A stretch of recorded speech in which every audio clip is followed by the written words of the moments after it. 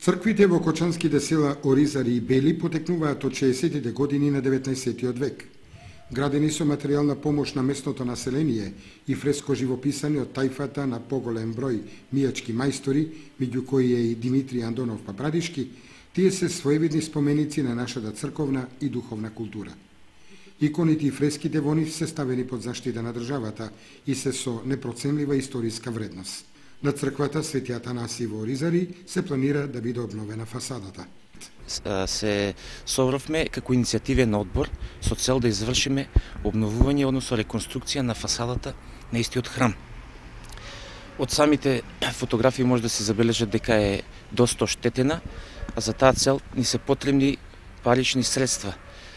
Затоа апелирам до сите граѓани на општина Кочани, бизнисмени, стопанственици, кои имаат можности и колку можат да помогнат, а со таа цел отвараме и жиросметка. И жителите на кочанското село Бели со собствени средства ќе реконструираат црквата Свети Спас, лоцирана сред село, која пропаѓа од забот на времето.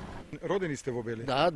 Во црквата сте крстени, венчани? Да, крстени, венчани, плюс јас сум и одбор. Па има сега, до сега се ние негде име негде 7-8 души само од нашето село.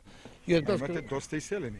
Па да, се надам од Белско мало да бидеме 3 дупол, и там се многу повеќе жители. Еве, за Белани се вели дека се сложни луѓе, тие што ќе намислат, тоа го и прават. Дали е така? Биле се и ќе бидат, ја мислам де.